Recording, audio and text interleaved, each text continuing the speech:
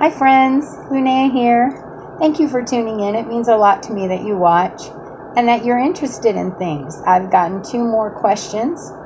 Excuse the cup. One was from a comment on a video, and another one was a private message. So I'm going to be answering both of those today. So the one question I was asked was, when doing candle magic or candle workings, can you extinguish the candle if you do not have time to let it burn all the way down and come back to it, or will you mess the spell up? There are varied beliefs on this. I personally believe it depends on the spell candle and the spell you're doing. For instance, if you're doing a jar spell, I would never extinguish the candle. I would let it burn down. And the reason being that 9 times out of 10, you have a picture underneath and you want to read the wax. If you stop it in the center, the wax reading is not true and precise. So I would never stop a candle that I'm doing on a jar spell. So that's the first thing. The second thing is, we extinguish a lot of candles during magic because we use honor candles for our gods or goddesses or deities. We use honor candles for our ancestors, for a sea altar, for a healing altar, for money candle and a money altar. And we extinguish those at night and we light them again in the morning. So those work very well as far as honoring. To extinguish, they're okay. If you're doing just, say, a chime candle that you're doing a little magical working on, and something happens and you have to leave, and especially if it's an emergency, even a jar candle, if it's an emergency, you have to leave, you got to leave. But when doing just, say, a chime candle or a ritualistic candle, you know, the kind that are this big, yes, you can extinguish them. The belief I have is that when you extinguish it, you wait till the wick is completely out, because a lot of times the wick will keep burning. It's better if you don't extinguish it by blowing it out, but maybe pinching it out, and then cover it with a black cloth. Be very gentle that you don't mess the wick up. Cover it with a black cloth to hold the energies in. Go do what you've got to do. Come back, remove the black cloth, re-enchant the candle, and light it up, and you probably will be just fine. Those are my beliefs. Again, there are varied opinions on this, and it just depends on your own beliefs. But my beliefs are, yes, you can extinguish a spell candle as long as you come back to it. You've covered it with a cloth to hold the energies in, and you come back to it and take care of it later that same day.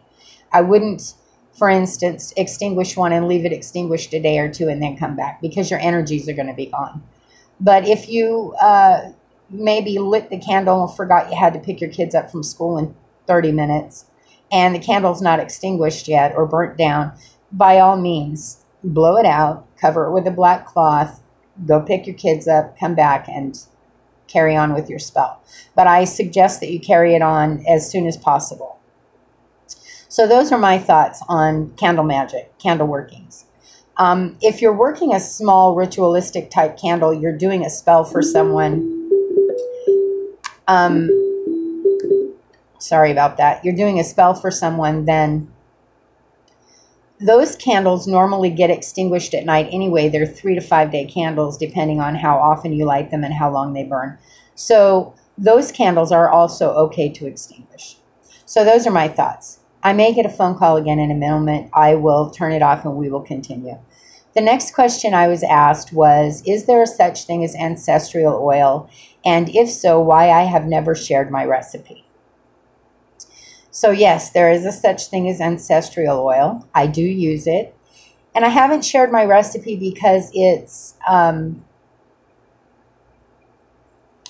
little bit out there for some people.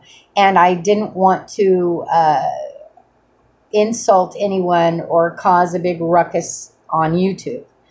But I'm going to share the recipe now. I use cedar, juniper berries that I've crushed. I use pine. I use mugwort, I use colt's foot. I use rosemary. And let me see, pennyroyal. And I use those in the oil. I put the herbs into the oil in a jar. And then, personally, I add a bit of ashes from each of the ancestors that I have ashes of. That is the controversial part. I don't know how well that will go over with you guys or with other people, but that's what I do. And then I mix it and I let it sit out on my outdoor altar for 30 days.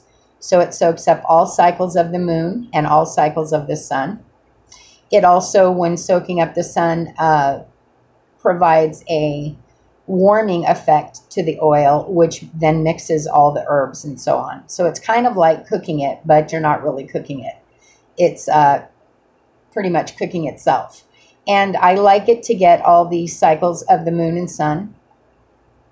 If it's a full month, it's going to get every cycle. So that's important for me in all my oils. So I do that, and that is my ancestor oil. Again, I haven't shared it because I didn't know how controversial that would be, and so I guess we're going to find out. So that is my recipe for that. That is my opinion on candle magic. I hope this helped you guys. Thank you for asking questions. It means the world to me that I get to answer specific questions. Please keep them coming. I really enjoy doing them. Know that you're all divine, sacred beings of light and love. I love each and every one of you. I cannot wait for the next bunch of questions. I hope you stay safe, stay indoors, take care of one another, and remember to love each other, because love is the answer to the universe. My mama told me so. You guys have a great day. I'll talk to you soon. Bye.